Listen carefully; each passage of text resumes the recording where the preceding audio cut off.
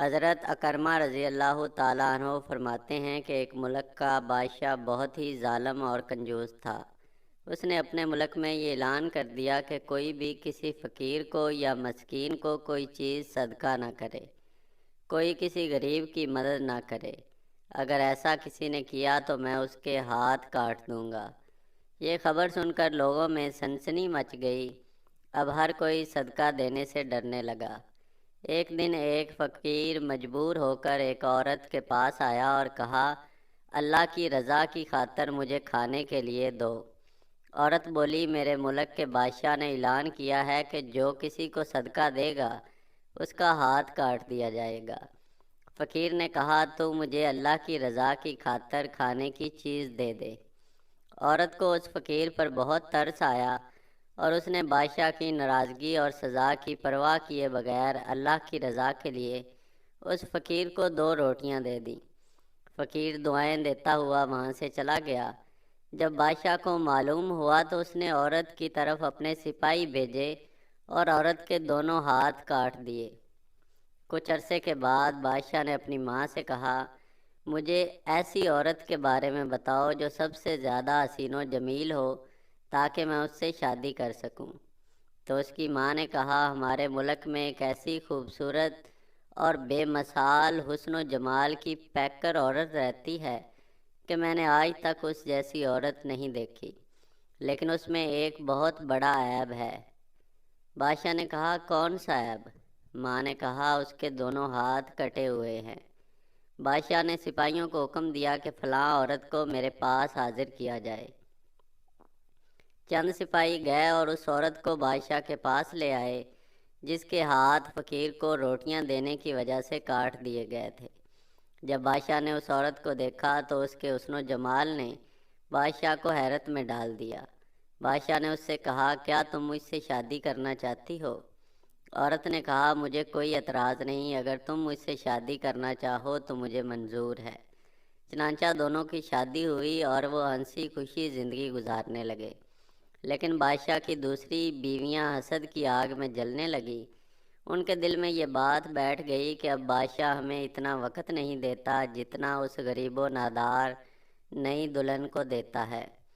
چنانچہ وہ ہر وقت اس فکر میں رہتی کہ کسی طرح اس نئی دلہن کو بادشاہ کی نظروں سے گرایا جائے، لیکن وہ اپنے اس ارادے میں کامیاب نہ ہو سکیں۔ پھر اچانک بادشاہ کسی محاذ پر روانہ ہوا اور وہاں اسے کافی دشمنوں سے لڑنا پڑا۔ بادشاہ کی بیویوں کو یہ بہت اچھا موقع مل گیا۔ انہوں نے بادشاہ کو خط لکھا کہ تمہارے پیچھے سے تمہاری نئی دلہن نے تمہاری عزت کو داغدار کر دیا ہے اور وہ بدکار ہو گئی ہے، اور بدکاری کے نتیجے میں اس کے ہاں بچہ بھی پیدا ہوا ہے۔ جب بادشاہ کو یہ خط ملا تو وہ آگ بگولا ہو گیا۔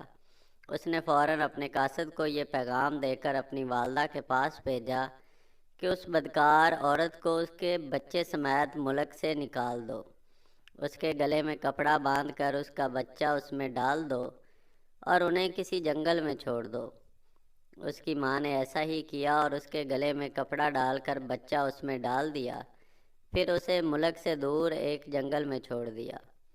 اب وہ بیچاری تنہا جنگل میں رہ گئی، لیکن اسے اپنے رب عزوجل سے کسی قسم کا کوئی شکوہ نہ تھا، وہ اس کی رضا پر راضی تھی۔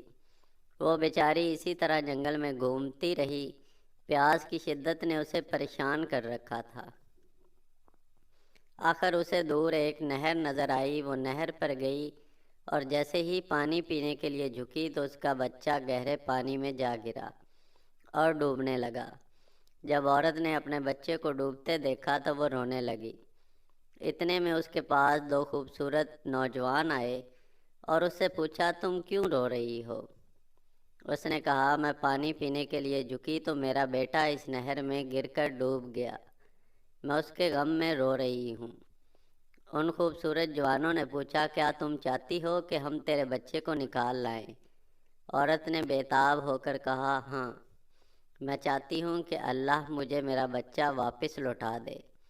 ان نوجوانوں نے دعا کی اور اس کا بچہ نکال کر اسے دے دیا۔